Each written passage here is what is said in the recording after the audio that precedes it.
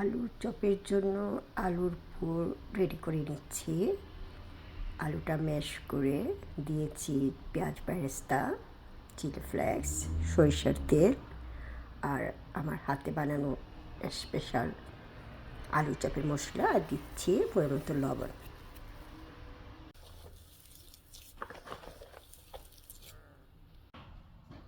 আলুর চপের এই পুরটা আমি এভাবেই রেডি করে রাখি।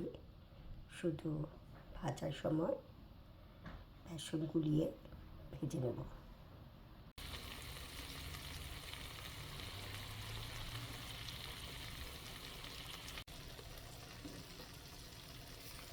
Almost done. শেষ পর্যায়ে অ্যাড করছি চিলি ফ্লেক্স।